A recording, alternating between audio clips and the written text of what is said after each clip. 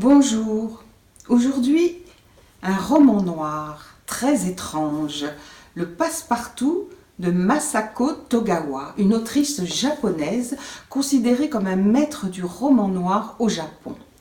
Son passe-partout nous emmène dans un univers trouble, noir, étrange, dans un immeuble dans une grande mégalopole japonaise où ne vivent que des femmes, les hommes n'ont pas le droit d'y pénétrer. Elles se voisinent donc entre femmes et le livre commence par une scène choc avec un mort et on va bien sûr aller vers la résolution de l'histoire de cette mort. Mais cette résolution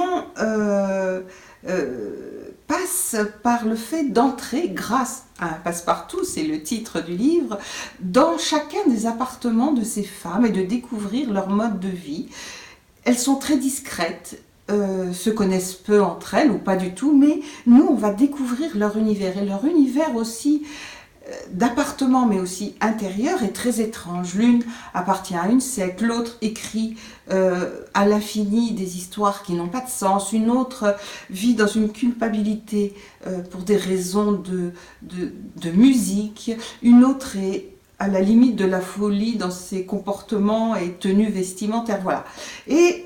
on entre dans ce monde et petit à petit, l'étrangeté vient aussi du fait que l'immeuble où elles vivent est appelé à se déplacer, voilà. Et petit à petit, grâce à ce passe-partout qui permet à l'une des deux concierges de l'immeuble d'entrer chez l'une, chez l'autre, eh bien, on va voir la résolution de cette histoire de mort au début du livre, comme un puzzle par touche. Et puis surtout, on va s'apercevoir que ce récit,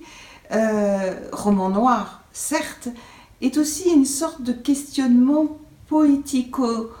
thriller noir sur le sens de la vie. On s'aperçoit que ces femmes, au fond, dans leur étrangeté, s'interrogent toutes sur l'histoire de leur vie, sur le sens de leur vie, d'autant qu'elles ont à peu près toute la soixantaine et elles se tournent vers leur passé, elles sont coupées du monde, puisqu'elles ont eu des métiers mais ne le pratiquent plus, elles sont à la retraite. Et donc, il y a comme ça une réflexion, un questionnement sur le sens de la vie qui se fait de cette manière étrange, troublante et certainement quelque part très poétique.